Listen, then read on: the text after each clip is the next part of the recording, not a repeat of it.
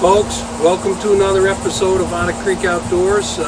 We're in Little River, South Carolina. I'm going to go inshore fishing for flounder, red and black drum, with my partner and best friend Anthony. What do you got to say, Anthony? I think we'll have a good day today and catch a lot of fish. And Captain Greg, that's the boat he's taking us out on. The Yamaha engine. It's supposedly really good in flat, shallow water. So we'll see how it goes. Fire extinguisher right down here. There's a signal little kit down there with some things in it. So I don't expect we'll need any of that today, but you do need to know where it is, and just in case, you never know. I might fall out on the boat, you might not, if I'm not awake to tell you or whatever, hey, you just have to go to looking, right? When you need that stuff, you need it right then. You don't need to be having to look around and try to find it, right? Okay. All right. That ends the serious part of our discussions today. So I have one question. All right. What are we aiming for fish today? We're going to try to see if we can catch maybe a redfish or a trout or a flounder. Or top three, maybe a black drum. Had a bonnethead shark this morning about that long. He pulled a little bit. He's not, he's not something we're going to take home and eat, but as long as the reel goes bzzz, that's all you care about, really, ain't it? Okay. I'm with you. I just like to hear the drag pull as much as anything. Get a little bend in the rod, but those are the main three. Anything beyond that, if it's something exotic like a stingray or a butterfly ray, if you enjoy that, that's cool too. It doesn't really matter to me as long as you're happy, okay? And as long as we're not breaking the law and we're safe, right? All right, cool. Well, let's. You ask about anybody around here what their first pick would be on fish to eat, they would say a flounder. Now, where are we going to be fishing? We're going to be in and around the back end of the Little River Inlet area, the estuary, and maybe the back of the inlet for a little bit. Just kind of going to roll with the punches and see where we can find them biting. The water should be kind of fairly pretty back in there right now. The tide's up, so there's a lot of water in off the ocean. And this water back in here, as you see, is kind of brown. This is more brackish fresh water. As we get on out there, it's going to be more salt on the sides. Keepers, put them on that. One thing about your personal stuff, if you don't have hook keepers or wires on them, never, ever, ever put your hooks in the guides like that right there, especially if you fish mono, because those barbs will scratch them up. And what's that doing to your line when it's going across? If you don't have hook keepers, just put them on the frame, like right there. That way you're not scratching up your guides. That's what I do with mine when I don't have one. That'll be the tip of the trip. Oh yeah, if you got if you're fishing monofilament, you can't get us a trout. So we're using live bait. We got shrimp, minnow mullet. Yeah. I've got some blue crabs in there to make organs on it right there. That way you don't kill him as fast. That way he's lively out there. This is a slip cork rig, slip float, bobber stop right there. When it goes in the water, that thing will come up right there and it'll stop. That way it goes down and your shrimp's down there kind of free line. You can slide that bobber stop up and down your line and kind of control your dip. You kind of flip it out there. And if the current will carry it away from you, that's a good thing. It's starting to move a little bit. If it doesn't stand up, it's usually because it's tangled up or either it's on the bottom. But you want it to stand up kind of like that right there. All right. Come on back here. I'm going to let you man this thing right here.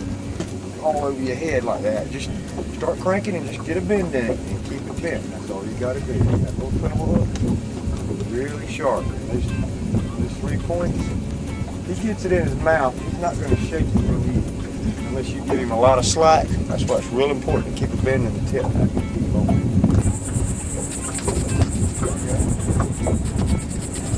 What you got to do? Watch out, John. See how easy that hook came out of your mouth? Don't lift him out of the water until you get him to the boat, bud. Way to go, Anthony. There you go. Cool.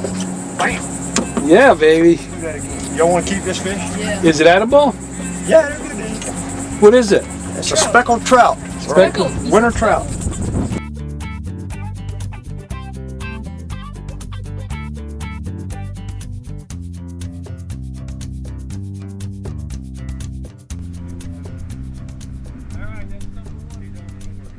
Oh, don't reel it quite so short. There you go. Just sweep them right up in the boat. Yeah, when you get it up there about, maybe a little, Another speckled trout for Anthony. get it off. When you get it about that far up, you stop reeling and leading with the rod, okay? That's 2 in a row. Anthony's slamming them, boy. Ah, look at that. He swallowed that hook. Yeah, ladyfish are known for that. They do that a lot.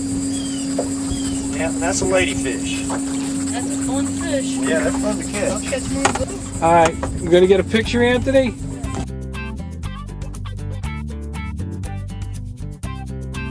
He's made out of fish, all right? That's long enough. Just lift him over here. You go ahead and lift him up. Is that another ladyfish? No, that's a trout. Oh, trout. Small one. Yeah, he's the smallest one yet. That's still fun to catch though. Oh, yeah. Whew, that's wrong with four. that. That's 4. You're hammering him, man. That's 3 trout and a ladyfish. 3 or 4 trouts. Saw a lot of fish today. Fish, some ladyfish. We caught 3 spotted speckled trout.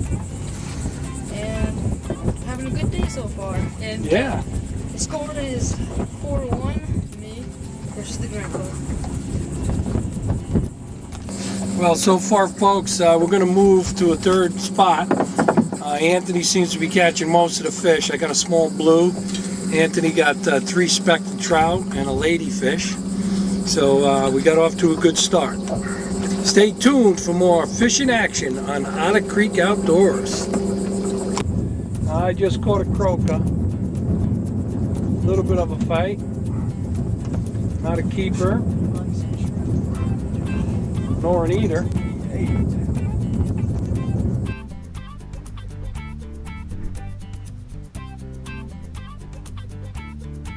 It's something big. It's something. She's going, baby. Woohoo! Anthony, whatever it is, it's big.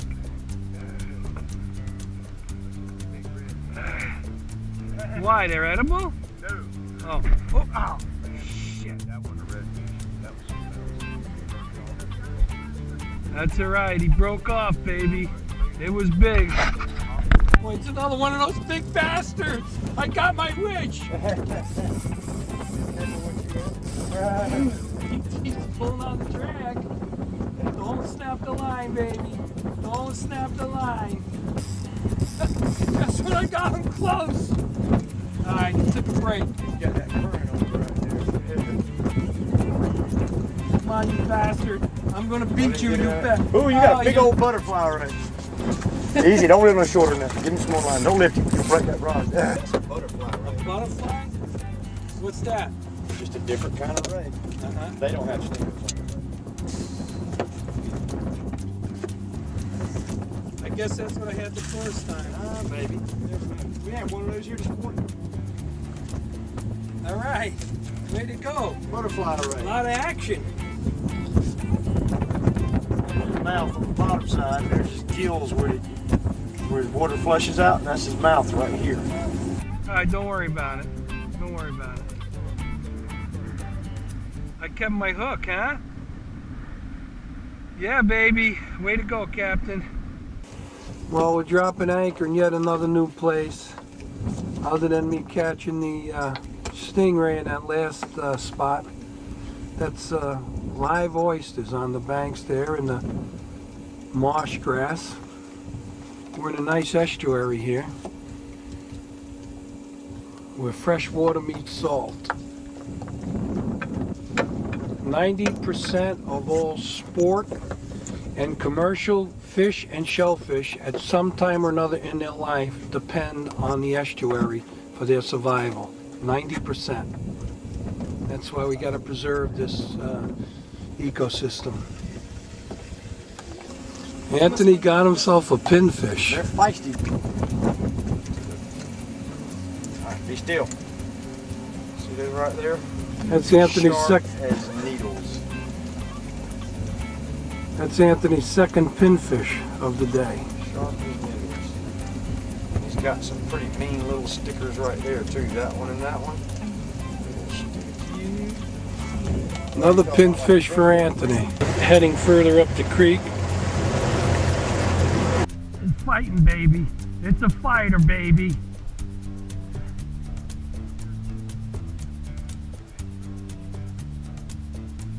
Oh, now he eased up. Oh, he's zizzing.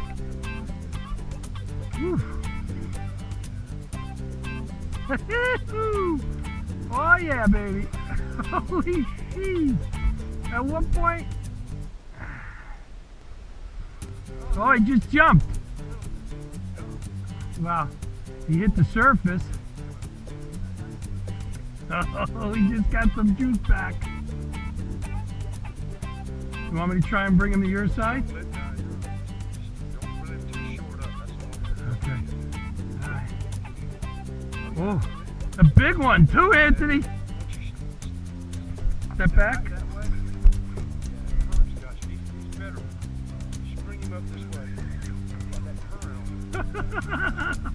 Oh.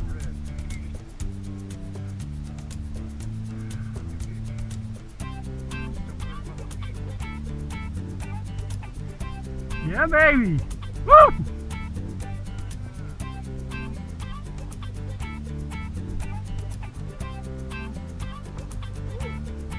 That's a big one, baby. Yeah, baby. Oh, he wants to fight.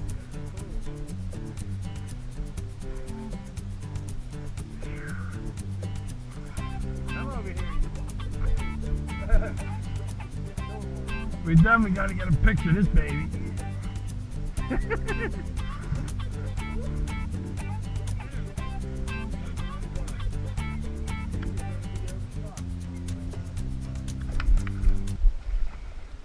What do you mean over slot? We can't keep him? Yeah. All right, baby, we got one. Woo! Yay! All right. That's the best fish we caught all day. That's a red drum. That's a red drum. Might be too big to keep. As the low country of South Carolina, they call it Unbelievable. spot-tailed bass. Beautiful, beautiful fish. Yeah. Beautiful. All right. Something in his mouth. That was a nice fighting fish, boy. Let me tell you something.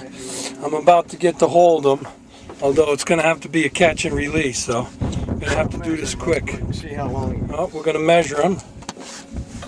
You have to put those on the 0 mark, and they pinch their tails. The DNR will pinch their tails for total length. So he's 26 inches. He would be legal to take back to the dock in North Carolina, but not in South Carolina.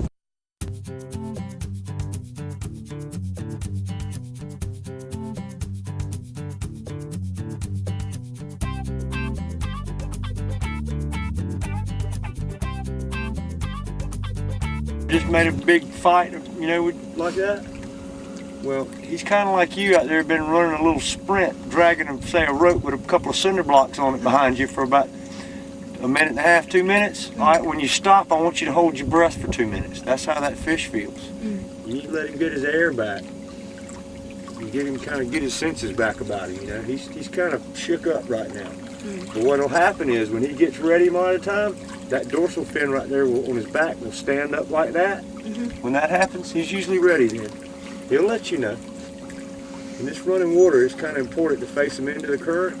You just kind of got to get his lungs back more or less, so to speak, full of air. He's kind of shaking his head right now going, man, what was that?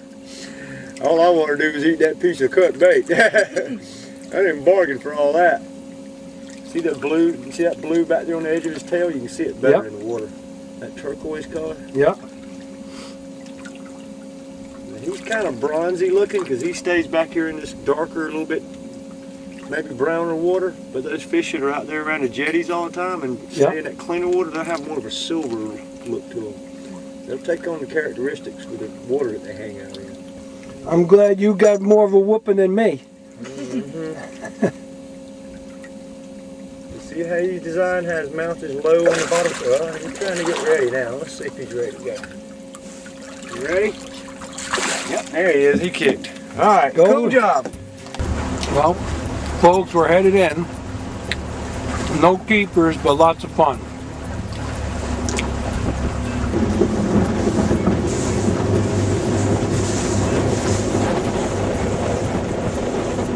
Kind of a rough place to be tubing.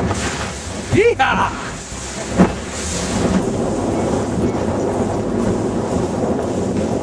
Woo!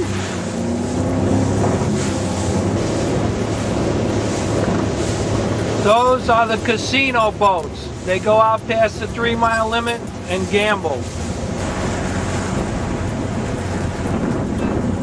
So, we went out into a little river today. We went to the first spot, we didn't get anything. We were about 100 feet down, no luck. We went across the channel. I caught one 14-inch spotted trout. Caught another 14-inch spotted trout. Then I caught a ladyfish. Then I caught probably a 10 or 12-inch spotted trout. Then Grandpa caught a bluefish. What else? Then we moved. Butterfly ray. We moved down closer to the jetties, and he caught a butterfly ray and a croaker. What about the mystery bite? The big drag burner. Yeah, It broke off. There's a big fish on Grandpa's line, but no luck. Pulled really good. We moved down into small rivers and creeks, and then I caught about 3 or 4 pinfish. We used that as bait. Then Grandpa caught about a 26-inch redfish. He made a huge fight for about 1.5 minutes, 2 minutes, but it wasn't good because it was too big to keep. But we had a good. It wasn't good. It's always fun to get your line tied in. Yeah. Come on now. You ain't starving to death, and neither am I, right?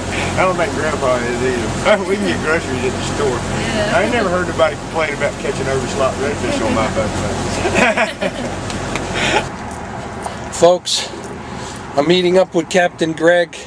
We're about ready to get on his boat, go out fishing. Supposedly the red drum are really running good. Hopefully have a great day. I see him there. We'll get going. Stay tuned. One of the challenges today for me is going to be doing my own videotaping. It's going to be pretty difficult, and my viewfinder on the camera's broke, so I really can't see what I'm videotaping, so hopefully it's going to come out alright. Alright, so Captain, what are we going to fish for today? Main thing we're going to target first thing this morning, go see if we can't find some big red drum, aka redfish.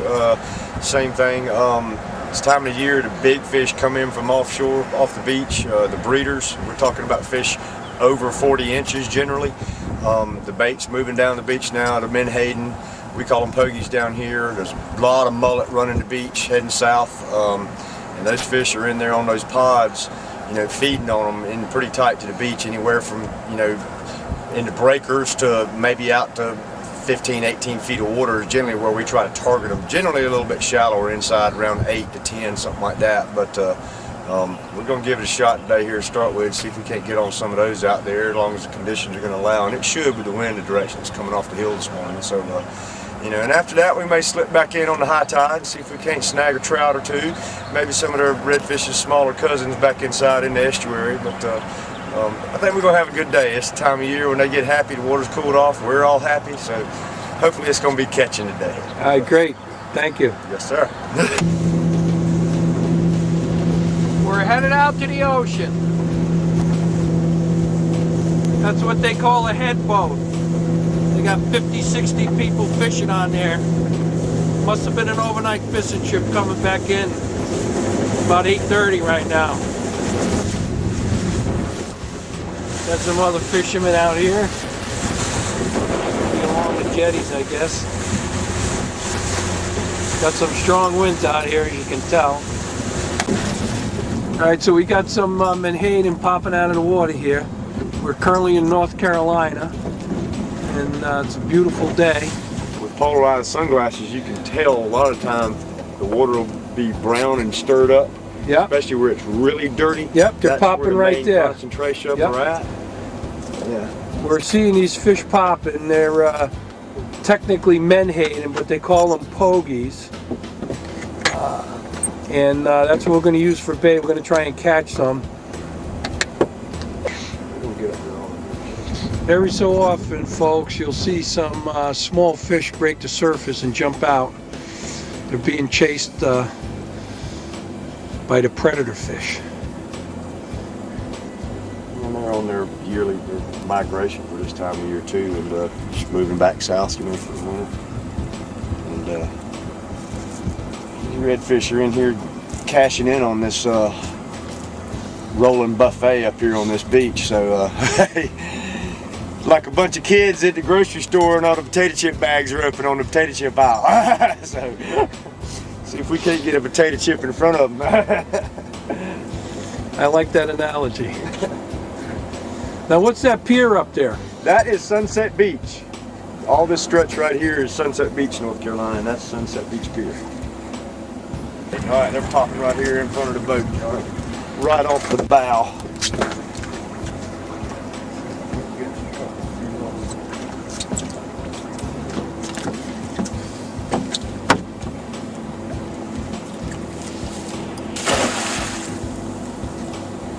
Give us a couple dozen, that's all we really need right now.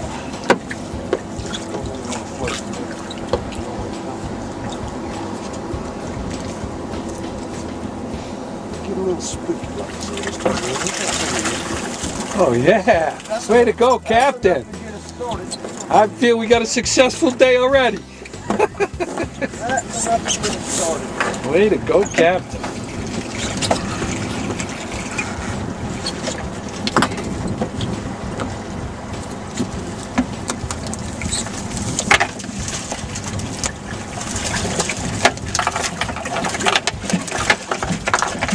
Oh, they love to jump, huh? Oh yeah, that's risky little business. All right. There's a lot of them coming down the beach. Like I say, the spot runs probably getting ready to be happening now with these cold fronts and the water's cooling off. This is a little bit of a lengthy version of what's referred to in North Carolina as an Owen Lupton rig. A gentleman up around the Pamlico Sound area came up with this type of setup on a rig, big egg sinker somewhere right in that length, or maybe just a touch shorter for the big redfish, the red drum, with a circle hook type hook on it. And what that was intended to do, J hooks, before circle hooks came along, the old J hook style straight longer shanks, these fish would really suck those big hooks way back in their throat and get them hooked down in what some of us southern people refer to as your goozle, where the food goes down the hatch, the back of your throat, or the front of your throat. And the circle hook has a tendency more to catch on the sides or corners of the mouth, and with this weight this close to the hook, it'll keep him from sucking it all the way back in there most of the time and getting it in his throat. Occasionally it still does happen, but your percentage of that happening goes down exponentially when you use a circle hook. Keep this bigger weight closer to the hook, which, since these fish are oversized for keeping anyway, and these are the breeders, you know, you don't want to kill them, and it helps protect them. You know, that way when you release them, their mortality rate is much less.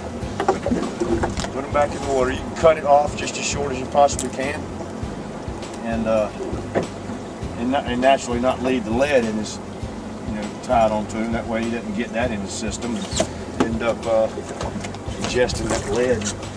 Now that fish is still swimming, huh? Yeah, it's nice and frisky. Get your drag set up here. All right, this hook, don't set the hook. You let the fish make it tight. He'll hook himself, and that's another, you know, kind of a bonus version to these circle hook style hooks. You don't have to go through all that back up over your head and stuff. These fish are big enough too. That bait right there, he will swallow that bait whole. Wow.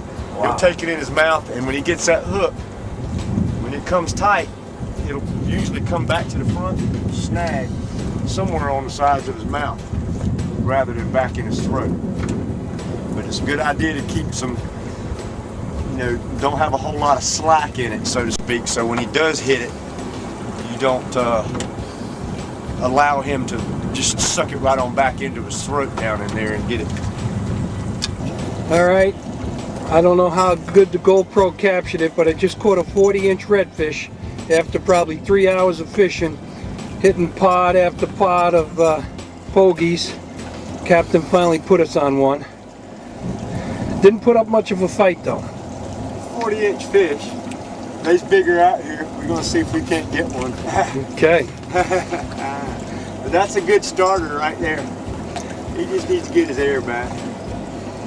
He'll kick off in a minute. He wasn't hurt or anything. He wasn't hooked down in his throat or anything. So he'll be fine. He's ready to get his air back. He kicked off. All right. Folks, just caught a 45 plus redfish. Put up a good fight. Cameras aren't quite working right. I don't know if I got it on the GoPro, but we'll see when we get in the studio. Well, folks, we're calling it a day. We fished hard in here in the estuary. We got one bite, but didn't amount to anything. We got off the hook. No bite since then, so it's time to call it a day and head in. Thanks for watching another episode of Otter Creek Outdoors. And remember, when you have the opportunity, bring it to the next generation. Thanks for watching.